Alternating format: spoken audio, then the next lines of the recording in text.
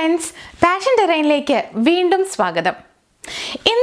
ഇന്നലെ പ്രോമിസ് ചെയ്ത പോലെ 1:3 സെഗ്മെൻറ്റിൻ്റെ സെക്കൻഡ് വീഡിയോയുമായിട്ടാണ് നിങ്ങളിലേക്ക് വന്നിരിക്കുന്നത്. ഇന്നലെ ഞാൻ എക്സ്പ്ലെയിൻ ചെയ്ത പോലെ 1:3 ഒരു കുക്കിംഗ് വീഡിയോയാണ്. മെയിൻ ഇൻഗ്രീഡിയൻ്റ് ഉപയോഗിച്ച് 3 ഡിഫറെൻറ്റ് റെസിപ്പീസാണ് നമ്മൾ ഇതിലൂടെ ട്രൈ ചെയ്യുന്നത്. അപ്പോൾ ഇന്നലെ ഞാൻ അടിപൊളി ടേസ്റ്റി ചില്ലി ചിക്കൻ ആണ് നിങ്ങൾക്ക് വേണ്ടി ഉണ്ടാക്കിയത്.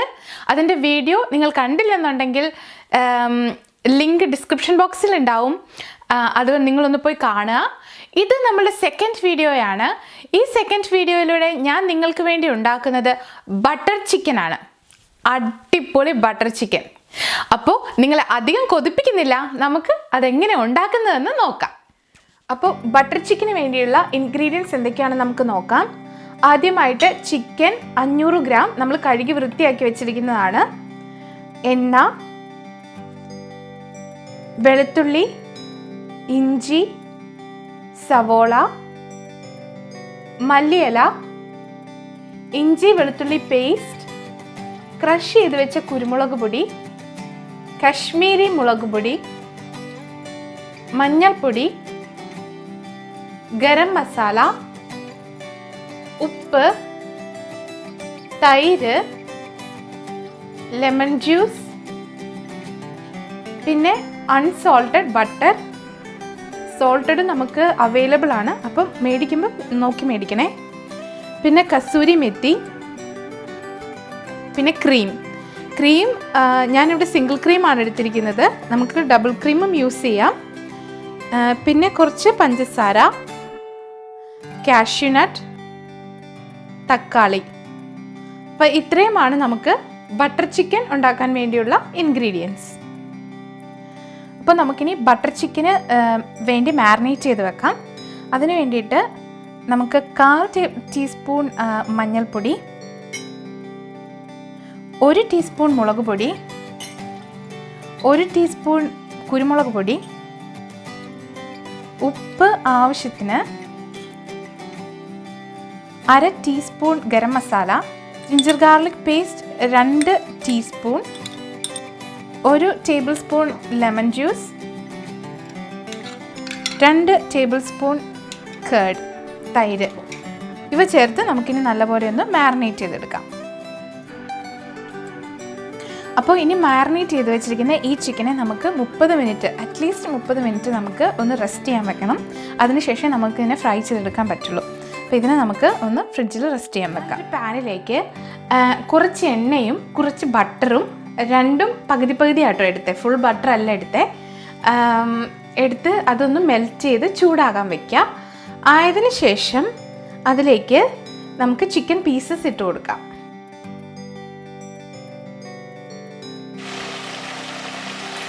ഇപ്പം നമ്മുടെ ചിക്കൻ ഒരു സൈഡ് ഏകദേശം ഫ്രൈ ആയിട്ടുണ്ട്. നമ്മളിത് ഷാലോ ഫ്രൈ ചെയ്താണ് എടുക്കുന്നത്. ഇനി നമുക്കിതിനെ ഒന്ന് തിരിച്ചിട്ട് കൊടുക്കാം.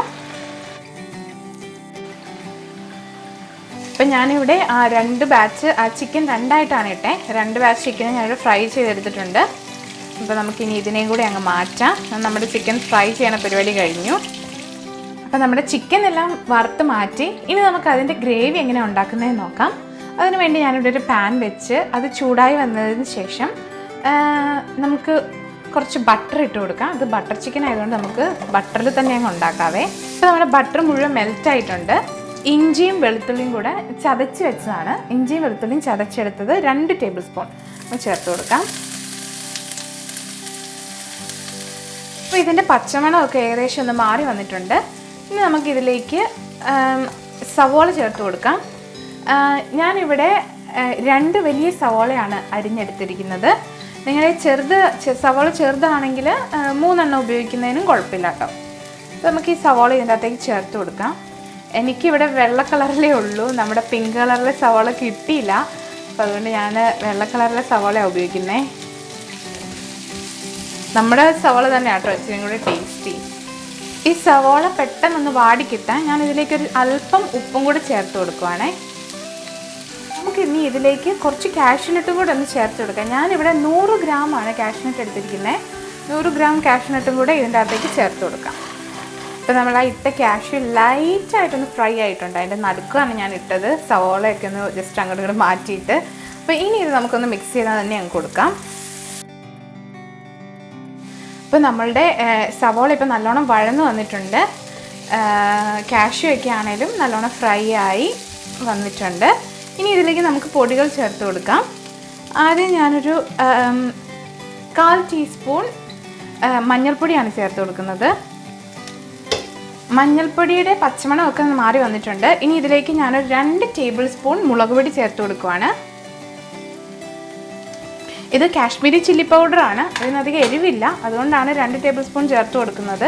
എരിവുള്ള മുളക് പൊടിയാണെങ്കിൽ ഒന്ന് സൂക്ഷിച്ചേക്കണേ. ഈ 2 ടേബിൾ സ്പൂണൊന്നും ചേർക്കരുത്. എനിക്ക് നേരത്തെ അങ്ങനെ ഒരു പറ്റിയിട്ടുള്ളതാണ്. അപ്പോൾ അതുകൊണ്ട് മുളക് പൊടിയുടെ എരിവിൻ്റെ ഇതനുസരിച്ച് വേണേ ചേർക്കാൻ. മുളക് പൊടിയുടെ പച്ചമണമൊക്കെ ചെറുതായി ഒന്ന് മാറി വരുന്നുണ്ട്. ഞാൻ ഇതിലേക്ക് ഒരു ടീസ്പൂൺ ഗരം മസാല ചേർത്ത് കൊടുക്കുവാണ്. നല്ലൊരു മണം വരുന്നുണ്ട് ഇത് ചേർത്ത് കൊടുത്തപ്പോൾ തന്നെ. അപ്പോൾ ഈ പൊടികളുടെ പച്ചമണമൊക്കെ നന്നായിട്ട് മാറി വന്നിട്ടുണ്ട്. ഇതൊക്കെ ലൈറ്റായിട്ടൊന്ന് ഫ്രൈ ആയിട്ടുണ്ട്. ഇനി ഇത് കരിഞ്ഞു പോവാതിരിക്കാൻ നമുക്കിതിലേക്ക് അല്പം വെള്ളം ചേർത്ത് കൊടുക്കാം. ഇച്ചിരി മതി കേട്ടോ, ജസ്റ്റ് ഇതൊന്ന് കരിഞ്ഞു പോവാതെ കിട്ടാൻ വേണ്ടി മാത്രം. പൊടികൾ കരിഞ്ഞാൽ പിന്നെ നമ്മുടെ കറിക്കൊരു കയ്പ്പ് രുചിയായിരിക്കും. അപ്പോൾ അതിന് വേണ്ടിയിട്ട് നമ്മൾ കുറച്ച് വെള്ളം ചേർക്കുമ്പോൾ നമ്മൾ ചൂടുവെള്ളം തന്നെ ചേർക്കണേ. ഇതിൻ്റെ അകത്തേക്ക് തണുത്ത വെള്ളം ചേർത്തേക്കരുത്. അപ്പം പിന്നെ പൊടി ഫ്രൈ ആയതിൻ്റെ എഫക്റ്റൊക്കെ അങ്ങ് പോകും. അതുകൊണ്ട് ഇച്ചിരി ചൂടുവെള്ളം ഒന്ന് ചേർത്ത് കൊടുക്കുക. എന്നിട്ട് രണ്ട് മിനിറ്റും കൂടെ വേണമെങ്കിൽ ഒന്ന് ഫ്രൈ ചെയ്തെടുക്കാം. അപ്പം നമ്മുടെ പൊടി നല്ലോണം ഫ്രൈ ആയി തന്നെ നമുക്ക് കിട്ടും, എന്നാൽ കരിഞ്ഞു പോകത്തുമില്ല. ഇനി ഇതിലേക്ക് നമുക്ക് അരിഞ്ഞു വെച്ചിരിക്കുന്ന തക്കാളി ചേർത്ത് കൊടുക്കാം. ഞാൻ 2 തക്കാളിയാണ് അരിഞ്ഞെടുത്തിരിക്കുന്നത്. നമുക്ക് ഒരുവിധം മുഴുത്ത തക്കാളി തന്നെയായിരുന്നേ. അപ്പോൾ നമുക്ക് ഇതിൻ്റെ ചേർത്ത് കൊടുത്ത് ഒന്ന് ഇളക്കിയെടുക്കാം. ഈ തക്കാളി ചേർത്തതിന് ശേഷം ഞാൻ ഇതിലേക്ക് ഒരു കപ്പ് വെള്ളം ചേർത്ത് കൊടുക്കുവാണ്. എന്നിട്ട് നന്നായി ഒന്ന് ഇളക്കി കൊടുക്കാം. ഇനി ഈ തക്കാളിയൊക്കെ നല്ലപോലെ നമുക്കൊന്ന് വെന്തുടഞ്ഞ് കിട്ടണം. അപ്പോൾ അതിൻ്റെ ഒപ്പം തന്നെ നമ്മളുടെ കാഷ്യൂനട്ടും ഒക്കെ ഒന്ന് സോഫ്റ്റായി വരും. ഇനി നമുക്കിതിനെ ഒന്ന് മൂടി വെച്ചിട്ട് വേവിച്ചെടുക്കണം. നമുക്കിതൊന്ന് തുറന്ന് നോക്കാം. ഞാനിത് ഇടയ്ക്കൊന്ന് ഇളക്കി കൊടുക്കുന്നുണ്ടായിരുന്നേ.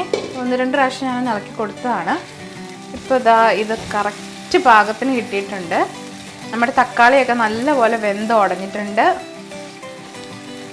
വെള്ളമൊക്കെ പറ്റി. ഞാനിത് ശരിക്കും പറഞ്ഞാൽ ഒരു 2 മിനിറ്റോളം വെറുതെ ഒന്ന് തുറന്ന് വെച്ചിട്ട്, അതായത് ഈ ഒരു പരുവായി കഴിയുമ്പോൾ തുറന്ന് വെച്ചൊന്ന് ഇളക്കി ഒന്ന് ഫ്രൈ ചെയ്തെടുക്കും.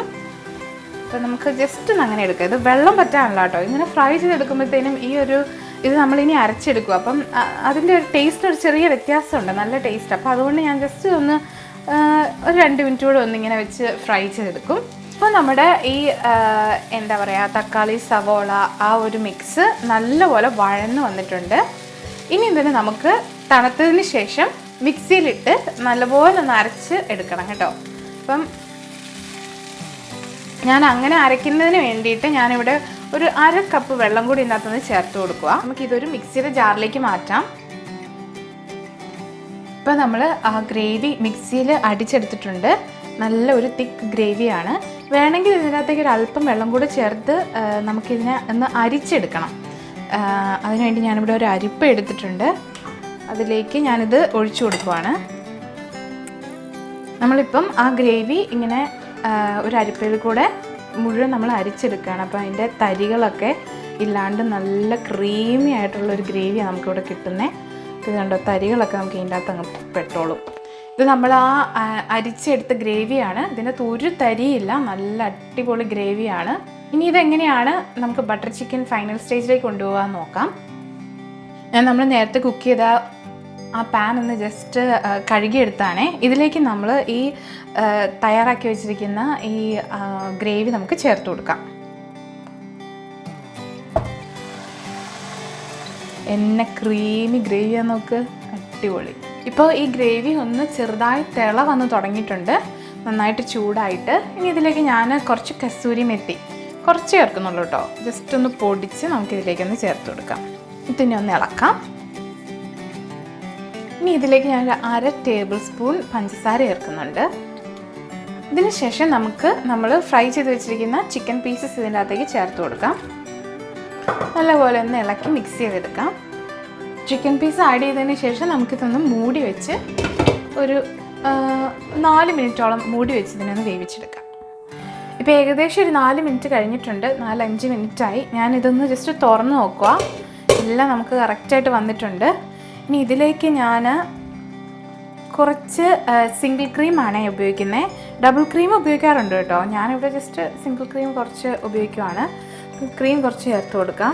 നമ്മൾ ക്രീം ചേർത്തതിന് ശേഷം അധികം ചൂടിൽ വെക്കണ്ട, നമുക്ക് സ്റ്റവ് ഓഫ് ചെയ്യാം. ഞാനിത് ലോ ഫ്ലെയിമിലാണ് ഇട്ടിരുന്നത്. ഞാൻ സ്റ്റവ് എന്തായാലും ഓഫ് ചെയ്യുവാണ്. ശേഷം ഞാൻ കുറച്ച് മല്ലിയില ഒന്ന് ഗാർണിഷ് ചെയ്യാനായിട്ട് ഇട്ട് കൊടുക്കുവാണേ. ഇതിലേക്ക് ഞാൻ ജസ്റ്റ് 2 ക്യൂബ് ബട്ടറും കൂടി ഒന്ന് ചേർത്ത് കൊടുക്കുക. നമ്മൾ ഫൈനലി എല്ലാം ചെയ്ത് കഴിഞ്ഞിട്ട് കേട്ടോ ഓഫ് ചെയ്തിട്ട് അത് അതിൻ്റെ അകത്ത് കിടന്ന് മെൽറ്റ് ആയിക്കോളും.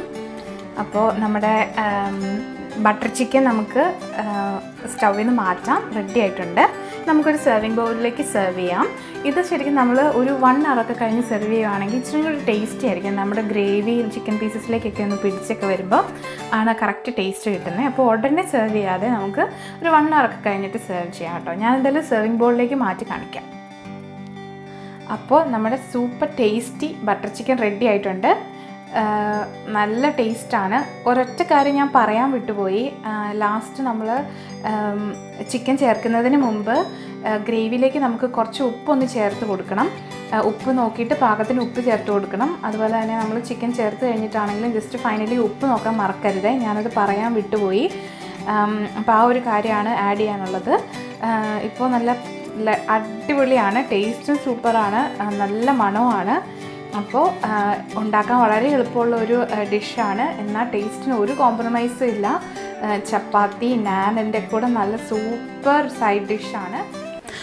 വാവ്, എന്തായിരുന്നല്ലേ അത്! എന്നാ സെറ്റപ്പ് ഒരു കറിയാ അത്. ശരിക്കും നല്ല ക്രീമി ടെക്സ്ചർ, എന്നാൽ നല്ല യം ടേസ്റ്റ്. അപ്പോൾ പിന്നെ ട്രൈ ചെയ്യുന്നതിന് വേറെ എന്തെങ്കിലും നമുക്ക് നോക്കണോ? അപ്പോൾ വേഗം തന്നെ എല്ലാവരും ഇതൊന്ന് ട്രൈ ചെയ്ത് നോക്കുക. അഭിപ്രായങ്ങൾ എന്നെ കമൻറ്റ് ബോക്സിൽ അറിയിക്കുക. പിന്നെ കൂട്ടുകാർക്കൊക്കെ വേണ്ടി ഇതൊക്കെ ഒന്ന് ഷെയർ ചെയ്തും കൊടുത്തേക്കണം കേട്ടോ. ഇത്രയും സിമ്പിളായിട്ടുള്ള റെസിപ്പി അല്ലേ, ഇത്രയും ടേസ്റ്റിയും കൂടെയാണ്.